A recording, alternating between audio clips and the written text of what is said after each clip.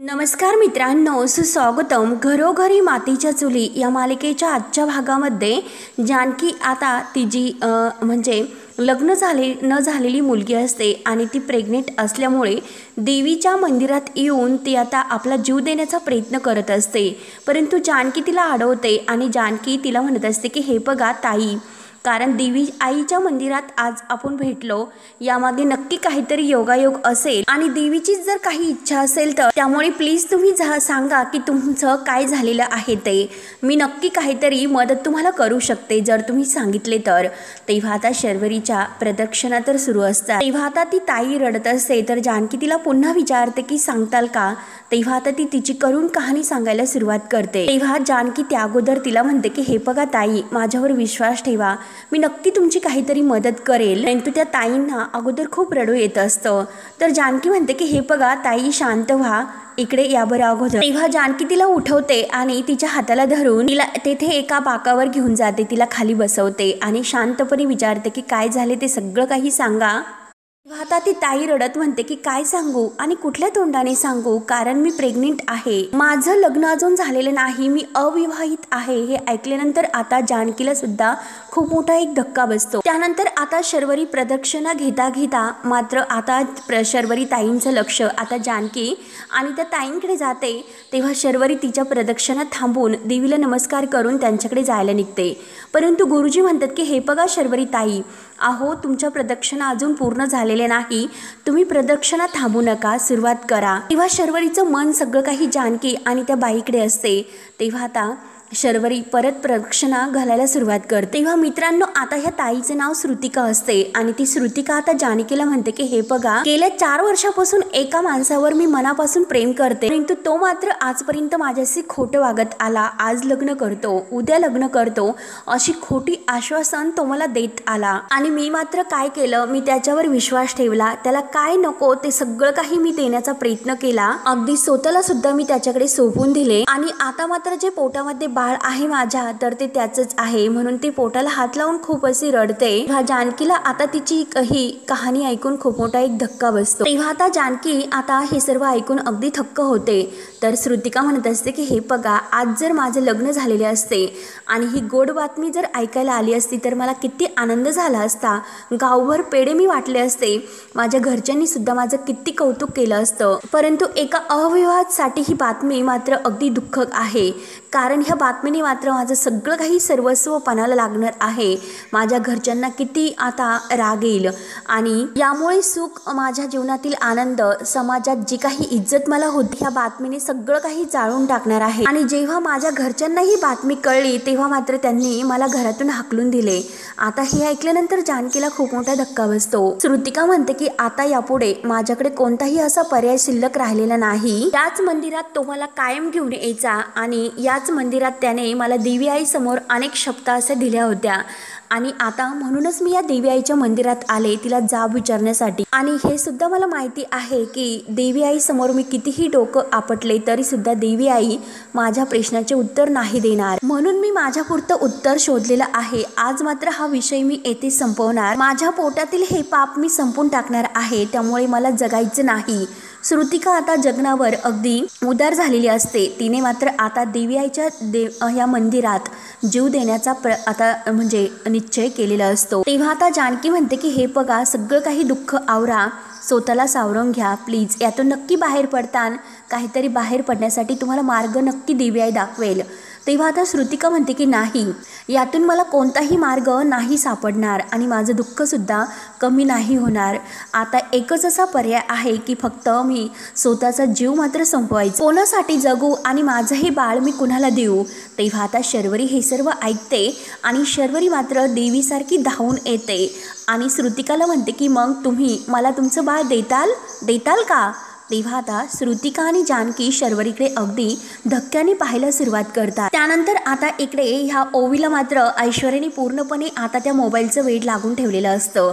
आता तिला नवीन मोबाईल देऊन आता ओवी तो मोबाईल घेऊन अगदी आनंदाने आपल्या रूममध्ये तर येतेच, परंतु आता तो मोबाईल ठेवायचा कुठे म्हणून ती आता आपल्या बॅगमध्ये त्या मोबाईलला लपवण्याचा प्रयत्न करते आणि ती मोबाईल ठेवते. तेवढ्यात आता ऋषिकेश तिला येतो आणि मागून धरतो आणि सापडली की नाही लबाड, कुठे गेली होती असं तो ओवीला विचारतो. ओवी बिचारी मात्र आता खूप घाबरते, कारण तिच्या मनात आता ह्या मोबाईलची भीती असते.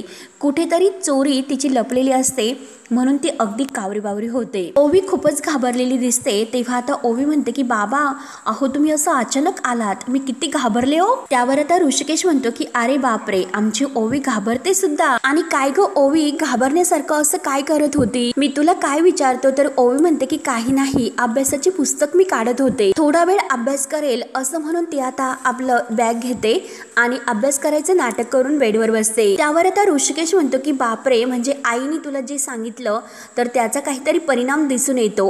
तुझ्या डोक्यामध्ये हळूहळू थोडं तरी काहीतरी दिसते वाटतं, परंतु खरंच ओवी हे चांगलं आहे. आणि ओवी हे बघ, मला खरंच तुझा खूप अभिमान वाटतो. तू माझं गुणी बाळ आहे आणि हुशार सुद्धा आहे, आणि सगळ्यात महत्त्वाचं म्हणजे अगदी प्रामाणिक आहे. आमच्यापासून काही अशा गोष्टी तू लपवत नाही, सगळ्या काही गोष्टी तू आम्हाला शेअर करते. परंतु एक गोष्ट मात्र आहे की मोबाईलमध्ये मात्र तू जास्त काहीतरी गेम वगैरे खेळत असते.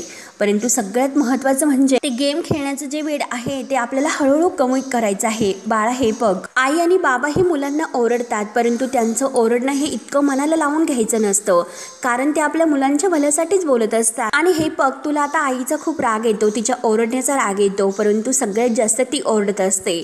परंतु एकदा विचार कर, सगळ्यात जास्त प्रेम तुझ्यावर कोण करतं बरं? आईशिवाय दुसरं कोणी करते का प्रेम? अगं ओवी, ती माझ्यावर सुद्धा इतकं प्रेम करत नाही, कारण तू तिचा लाडोबा आहे, लाडोबा.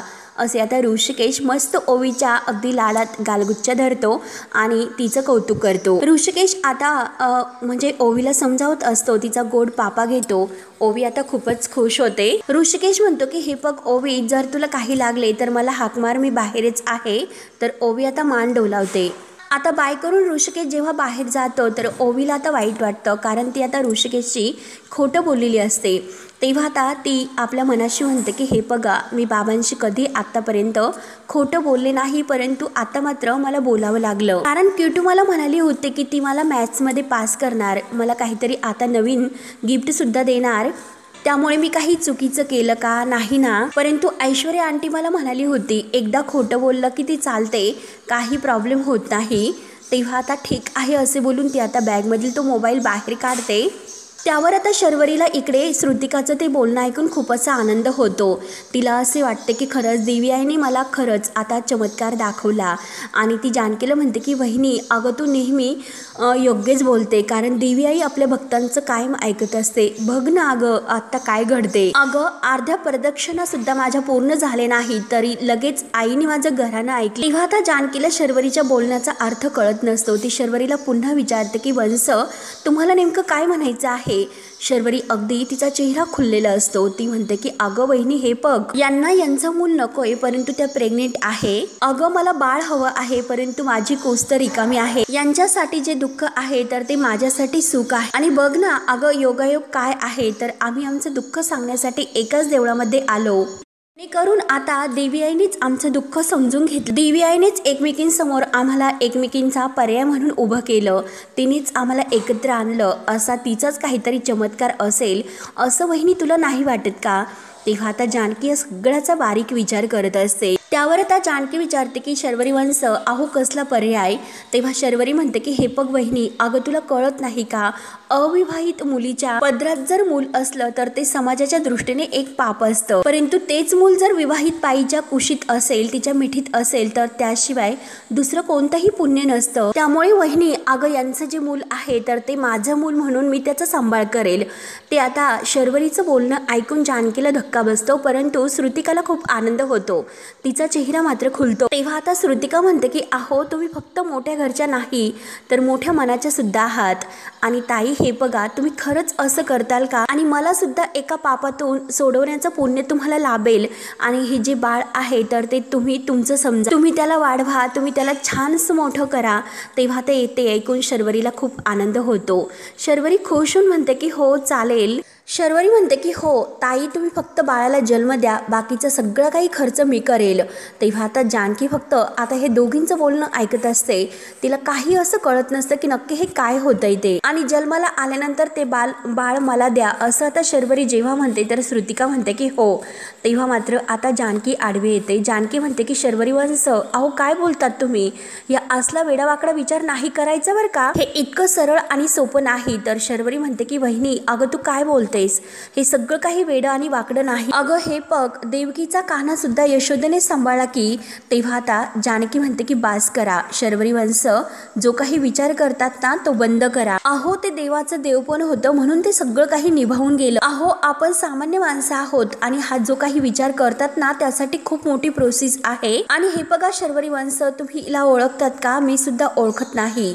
आणि हे बघा जे काही आहे ना ते सगळं काही विचार मनातून बाहेर काढा, अगोदर घरी चला, या सर्व भानगडीत आपल्याला पडायचं नाही. आणि आता जानकी श्रुतिकाला म्हणते की ताई आणि हात जोडते की आम्हाला माफ करा, आम्हाला यामध्ये खरंच नाही पडायचं असं म्हणते. तर जर काही कमी जास्त झाले तर मात्र काय होईल. तेव्हा आता शर्वरी म्हणते की हे बघा काही कमी जास्त नाही होणार, जे काही होईल ना ते सगळं काही अगदी सुरळीतपणे होईल. तेव्हा आता श्रुतिका म्हणते की हो, पण हे सगळं कसं करायचं आहे तर ते मात्र सांगा, आपण त्याच पद्धतीने करूयात. त्यावर आता शर्वरी म्हणते की हो, तुम्हाला घरच्यांनी घराच्या बाहेर काढलं त्यामुळे तुम्ही अजिबात काळजी करू नका, तुमच्या राहण्याची सोय मी करते आणि जो काही खर्च होईल ना या प्रेग्नेन्सीचा सगळा काही खर्च मी करेल. आणि फक्त एक छान असं बाळ अगदी तुम्ही जन्माला घाला, त्याकडेच लक्ष द्या, ते बाळ मला द्या आणि त्यानंतर मात्र तुम्हाला तुमच्या बाळा काळजी करण्याची काहीच गरज नाही. तेव्हा मात्र आता श्रुतिका विचारते की अहो पण तुम्ही तुमच्या घरी काय सांगणार आहात.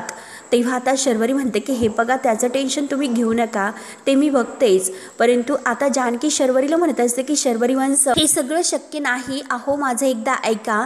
शर्वरी म्हणते की वहिनी अगं का शक्य नाही, माझ्या डोक्यामध्ये प्लॅन असा क्लिअर आहे, त्यामुळे घरी मात्र हेच मी सांगणार आहे, मी प्रेग्नेंट आहे म्हणून. 1-2 दिवसात सांगेल की मी प्रेग्नेंट आहे म्हणून, त्यानंतर 9 महिन्याने मी सांगेल की मी या बाळाला जन्म दिला. जेव्हा ह्या ताई त्या बाळाला जन्म देतील तर तेव्हा मी सांगेल की मीच या बाळाला जन्म दिला म्हणून. शर्वरी अगदी खुश झालेली असते. परंतु जानकी म्हणते की अहो काय बोलता तुम्ही, अहो शर्वरी वंश काय हे कसला विचार हा. शर्वरी ऐकायला तयारच नसते. शर्वरी आता बाळाचे स्वप्न पाहायला सुरुवात करते.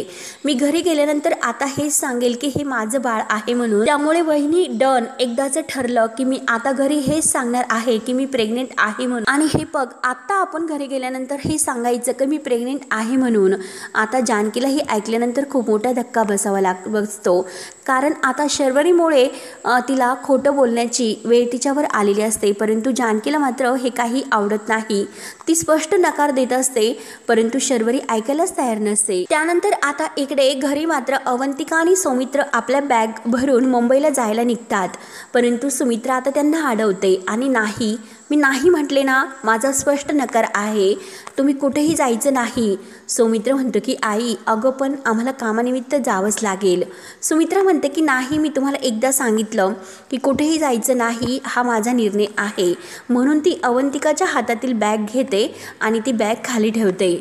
आता तेथे ऋषिकेश येतो. तेव्हा आता सुमित्रा म्हणते की अरे ऋषिकेश बरं झालं तू आला, आणि तुला तर यांनी सांगितलं असेल की हे मुंबईला जातात म्हणून, आणि बघ ना अरे ह्यांनी काय निर्णय घेतला, तुला सुद्धा ही मान्य नसेल ना. आणि ती सौमित्रा आणि अवंतिका या दोघांना म्हणते की किती काही झालं तरी मला आणि ऋषिकेशला हे मान्य नाही म्हणजे नाहीच, त्यामुळे तुम्ही मात्र कुठेही जायचं नाही. त्यावर आता सुमित्राने स्पष्ट नकार दिल्यानंतर मात्र ऋषिकेश शांतपणे म्हणतो की आई हे बघ मला मान्य आहे, ते दोघे मुंबईला जातात म्हणून, ते कामानिमित्त जातात. तेव्हा आता सुमित्राच्या डोळ्यात पाणी येते. सुमित्रा म्हणते की अरे ऋषिकेश काय बोलतो, अरे हे घर सोडून मुंबईला जातात हे तुला मान्य आहे का, आणि हे सर्व तूच बोलतोत ना. तेव्हा ऋषिकेश म्हणतो की हो आई, परंतु काय हे सर्व मान्य आहे, कारण या दोघांनी मला जे सांगितले ते दोघांचं म्हणणं मला पटतंय. हे बघ तिकडे शहरात गेल्यानंतर यांच्या करिअरसाठी खूप असे काहीतरी उपाय आहे, आणि जर मात्र शहरात गेले तर मात्र त्यांचं करिअर हे चांगलं होईल, त्यांना ग्रोथ मिळेल. आणि जर समोरून संधी चालून येतच आपण सुद्धा त्यांना सपोर्ट करायला नको का, आपण त्यांना प्रोत्साहन द्यायला हवं. आई त्यात अडथळा आणून कसं चालेल, हो की नाही. तेव्हा आता सुमित्रा म्हणते की हे बघ ऋषिकेश तू काही पण म्हण, परंतु माझं मन मात्र हे ऐकायला तयार नाही. आणि आवडत सुद्धा नाही म्हणून सुमित्राचे डोळे भरून येतात। तेव्हा तर ऋषिकेश म्हणतो की आई हे बघ, अगं थोडंसं समजून घे। अवंतिका सुद्धा म्हणते की आई अहो प्लीज ऐका ना तरी, प्लीज इतकं वाईट वाटून घेऊ नका। आणि खरं तर आम्हाला खूप त्रास होतोय, हे घर सोडताना सुद्धा खूप त्रास होतोय आणि तुम्हाला सोडताना सुद्धा। या घरात मिळालेलं प्रेम आपुलकी हे खरंच आम्ही कधीच विसरू नाही शकत। आणि खरंच आई मी तुम्हाला सगळ्यांना खूप मिस करणार आहे। आई हे बघा मी तुम्हाला प्रॉमिस करते की आम्ही लवकरात लवकर येऊयात। अहो आई ते म्हणतात ना, पाखरं मोठी झाल्यानंतर स्वतःचं घरटं सोडून जातात, परंतु ते पुन्हा आपल्या घरट्यातच येतात। तसंच आई आम्ही पुन्हा येऊ। आणि आई हे बघा आम्ही कायमचं नाही जात। तेव्हा आता सुमित्रा अगदी गप्प असते तर ऋषिकेश पुढे येतो। ऋषिकेश म्हणतो की आई अगं बघ ना, तू प्लीज असं गप्प राहू नको, त्यांना जाण्याची परवानगी दे प्लीज। अगं आई एकदा तरी ऐकून घे। तेव्हा आता सुमित्राला मात्र तिचं मन अगदी जाऊन द्यायला तयारच नसतं। अवंतिका आणि ऋषिकेश खूप असं रिक्वेस्ट करतात। तेव्हा आता ऋषिकेश म्हणतो की आई प्लीज, परंतु आता सुमित्रा कोणाचं काही ऐकून न घेता आणि काही न बोलता डायरेक्ट आपल्या रूममध्ये निघून जाते। ऋषिकेश आणि अवंतिका सगळे काही सौमित्र हे सुमित्राच्या मागे जात असतात। आई प्लीज अगं ऐकून घे। ऋषिकेश खूप असं विनवण्या करतो। तेव्हा आता सारंग मात्र आता वर रूममध्ये बाहेर उभा असतो आणि हे सर्व तो पाहत असतो। तेव्हा आता तो स्वतःला म्हणतो की म्हणजे सौमित्र दादा आणि अवंतिका वहिनी हे कायमचे मुंबईला जातात, म्हणजे आता जानकी वहिनीचे जे काही 2 वकिली करणारे आहेत तर ते मात्र आता या घरातून कमी होणार, हे बघून मात्र आता सारंगला खूप असा आनंद होतो। आणि खरंच वा, जे काही होतंय ते चांगल्यासाठीच होतंय म्हणून स्वतःला तो अगदी खूप खुश करतो। त्यानंतर आता इकडे मंदिरात जानकी शर्वरी वंशला बाजूला घेते आणि शर्वरी वंशला समजवण्याचा प्रयत्न करते की हे बघा शर्वरी वंश, जे काही तुम्ही करतात ते योग्य नाही, जो काही तुम्ही विचार करतात तो विचार चुकीचा आहे, हे जे काही आहे ते चूक आहे, जे काही करतात ना ते तुम्ही बरोबर नाही। तेव्हा आता शर्वरी म्हणते की वहिनी हे बघा, बरोबर आणि चुकीच्या जे काही सीमारेषा आहे तर त्या केव्हाच पुसल्या गेल्या। आणि हे बघा माझी सासू अचानक घरी येते आणि मला म्हणते की प्रेग्नेंट होऊन दाखव। विक्रांत माझ्यावर जो काही दोष आहे तर तो स्वतःवर घेतो, हे बरोबर आहे का? माझी सासू विक्रांतचं दुसरं लग्न करून देणार आहे, हे बरोबर आहे का? आणि फार कशाला तर हे असं व्रत करून प्रदक्षिणा घालणं हे बरोबर आहे का? त्याने मूल होऊ शकतं का? काय बरोबर आणि काय चूक असतं? तेव्हा जानकी म्हणते की काय बरोबर आणि काय चूक हे मला माहिती नाही, परंतु आता मात्र तुम्ही जो काही विचार करतात ना तो चुकीचा आहे। कसं शक्य आहे हे सर्व, जे काही प्रत्यक्षात तुम्ही हे सर्व कसं घडून आणता? अहो 1-2 महिन्याचं हे नाटक नाही तर 9 महिन्याचं प्रेग्नेन्सीचं हे नाटक आहे आणि 9 महिने तुम्ही हे प्रेग्नेन्सीचं खोटं नाटक कसं करू शकता? तेव्हा आता शर्वरी म्हणते की अगं वहिनी तू कशाला टेन्शन घेते, सिनेमात जे काही नाटक दाखवतात प्रेग्नेन्सीचं ते तसं नाटक मी नक्की करेल। आणि हे बघ अगं असं हळूहळू पोट मला वाढवावं लागेल आणि कदाचित कोरड्या उलट्या वगैरे आणि ते जे काही करायचं आहे ते सगळं काही मी करेल। तेव्हा आता जानकी शर्वरीचे हात धरते आणि बास असं शर्वरीला म्हणते, हे बघा शर्वरी वंश, हे जे काही तुमच्या मनात सुरू आहे ना ते सिनेमा नाटक फिल्म यामध्ये चालत असतं, खऱ्या आयुष्यामध्ये हे कधीही चालत नाही। खऱ्या आयुष्यात आपण असं खोटं नाही वागू शकत आणि हे शक्य नाही। तेव्हा आता हे ऐकून शर्वरीला खूप मोठा धक्का बसतो। शर्वरी आता जानकीला म्हणते की अगं वहिनी तूच नाही म्हणाली तर हे कसं शक्य आहे आणि तू जर आता मदत केली तर हे सर्व काही शक्य होऊ शकतं, परंतु जानकी म्हणते की नाही शर्वरी वंश। तरी सुद्धा जानकी नाही करत असते, परंतु शर्वरी म्हणते की हे बघ वहिनी, अगं एकदा माझा विचार कर, माझी सासू 2च महिन्यामध्ये विक्रांतचं दुसरं लग्न लावून देणार आहे आणि जर विक्रांतचं लग्न तिने लावून दिले तर माझं आयुष्य बर्बाद झाले मग। आणि त्यांचे ते बोलणे ऐकून विक्रांतवर जर मानसिक परिणाम झाला म्हणजे अगं वहिनी वाट लागेल, अगं वहिनी नको ना प्लीज, असं होऊन देऊ नको। शर्वरी आता खूप अशी रडत आता जानकीला विनवण्या करत असते, परंतु जानकी म्हणते की हे बघा शर्वरी वंश, असं काही होणार नाही, तुम्ही असा काही भलताच विचार करू नका। तेव्हा शर्वरी आता जानकीचे हात धरते आणि आता जानकीच्या हातापाया पडत म्हणते की वहिनी हे बघ, अगं तू माझ्यावर विश्वास ठेव, जे काही होईल ते चांगल्यासाठी होते, माझ्यावर विश्वास ठेव, परंतु वहिनी एकदा माझा विचार कर की मला बाळ हवं आहे वहिनी, अगं मला बाळ हवं आहे आणि प्लीज तू असं काही होऊन देऊ नकोस। म्हणून शर्वरी आता खूप रडत असते आणि जानकीचा हात पकडून ती तिला तयार होण्यासाठी सांगत असते। आता शर्वरी खूप रडत म्हणते की प्लीज वहिनी, तर जानकी म्हणते की नाही वंश, हे सगळं शक्य नाही, या सगळ्यामध्ये मी तुम्हाला साथ देऊ शकत नाही, असे जानकी आता स्पष्ट शब्दात म्हणते। तेव्हा आता शर्वरी म्हणते की ठीक आहे वहिनी, तू अशा परिस्थितीत माझी साथ देऊ शकत नाही तर मग मी जगून तरी काय करू आणि बाकीचं काय, बाकी मात्र चूक आणि बरोबर काय असते हे बघण्यासाठी तू तर आहेस। तेव्हा आता शर्वरी अगदी जोरजोराने आता दिव्याच्या त्या खांबासमोर डोकं आपटून घेत असते। जानकी तिला धरते। जानकी म्हणते की वंश ही काय करतात, परंतु आता शर्वरी ऐकायला तयारच नसते। ती जानकीला बाजूला ढकलते आणि परत त्या खांबावर जोरजोराने डोकं आपटायला सुरुवात करते। तेव्हा आता हे श्रुतिकाला बघून खूप मोठा एक धक्का बसतो। शर्वरी जोरजोराने आता डोकं आपटत असते। जानकी तिला नको नको करून म्हणून धरते, परंतु शर्वरी आता ऐकायला तयार नसते। तेव्हा आता शर्वरी जोरजोराने डोकं आपटून चक्कर येऊन खाली पडते। जानकीला तेव्हा आता जानकी म्हणते की डोळे उघडा वंश, डोळे उघडा। श्रुतिका सुद्धा म्हणते की अहो ताई उठा, काय केलं तुम्ही हे, आणि गुरुजींना आवाज देते की गुरुजी गुरुजी। श्रुतिका धावतच जाते आणि पाणी घेऊन येते। जानकी आता देवाला म्हणते की अरे देवा हे काय होऊन बसलं, कसली परीक्षा तू घेतोय। तेव्हा आता ही ऐश्वर्या आहे ना, ऐश्वर्या तेथे आलेली असते आणि हे सर्व जे काही सुरू आहे ते सर्व बघून तिला खूप हसायला येत असतं। त्यानंतर सुमित्रा नानांच्या रूम मध्ये येते आणि सुमित्राच्या डोळ्यात पाणी असतं। ती नानांना म्हणते की ऐकता तुम्ही काय होतंय, हे आपल्याला सोडून कायमची मुंबईला जातात, तुम्हीच यांना काहीतरी समजावा। हे तर मुंबईला निघालेत, हे मात्र आता केससाठी निघालेत, परंतु जाणार मात्र कायमचे। त्यावर आता सुमित्रा म्हणतो की आई अगं आम्ही कायमचं नाही चाललो। सुमित्रा ऐकायला तयार नसते। सुमित्रा म्हणते की मला सगळं माहिती आहे, एकदा की तुम्ही मुंबईला गेले की परत इकडे नाही येणार म्हणून। अवंतिका सुद्धा तिकडे काम करणार आणि तू सुद्धा तिकडे काम करणार आणि दोघेही तुम्ही तिकडेच राहणार। मग अवंतिका हे बघ मी तुझी सासू आहे, अगं मग तू तर माझं ऐकलं पाहिजे। तेव्हा आता अवंतिका म्हणते की आई, तर नाना म्हणतात की सुमित्रा अगं जरा शांत हो।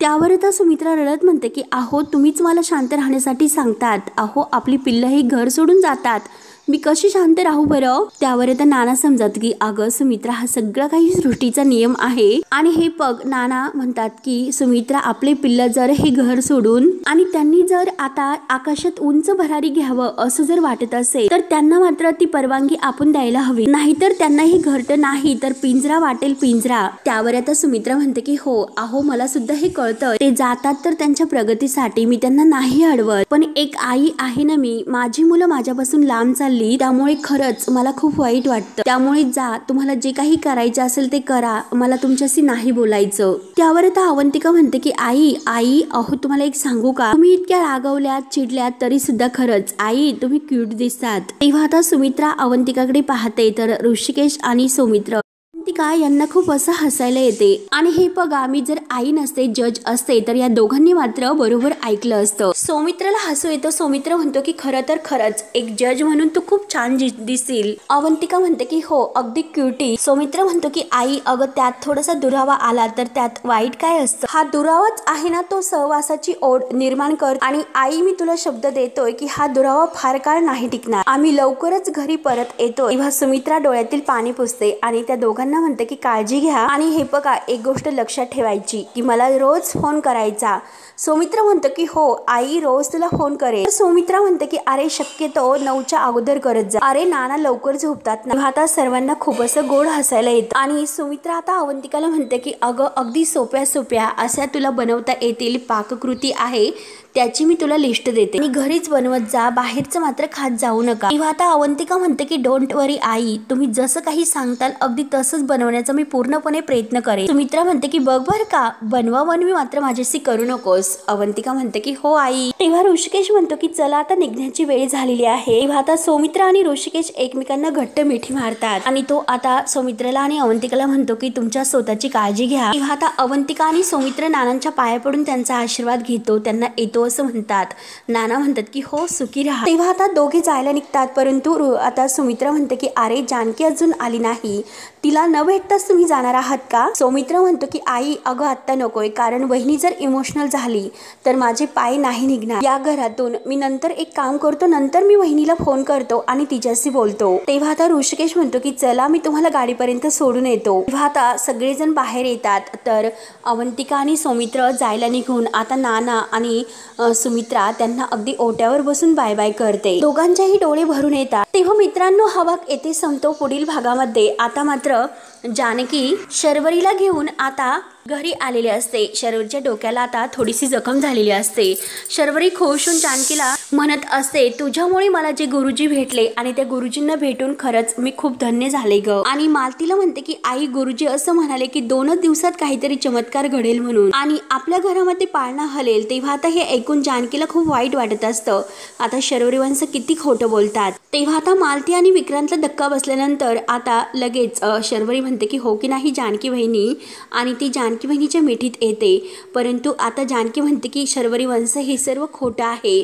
तर आता शर्वरी म्हणते की हे बघ बहिणी, खरं बोलायचं असेल तर माझं मेलेलं तोंड पाहशील. तेव्हा आता शर्वरी आणि जानकी एकमेकींकडे पाहत असतात. तर इकडे आता ऐश्वर्याने जे काही ऐकलेले आहे तर ऐश्वर्या म्हणते की जानकी आणि शर्वरी दोघी आता तयार राहा, कारण ही ऐश्वर्या तुमच्या आयुष्यामध्ये एक खूप मोठं असं वादळ घेऊन येणार आहे. तेव्हा मित्रांनो, आता ऐश्वर्याचा पुढचा प्लॅन काय असेल हे पाहण्यासाठी आपल्या चॅनलला नक्की सबस्क्राईब करत राहा. धन्यवाद.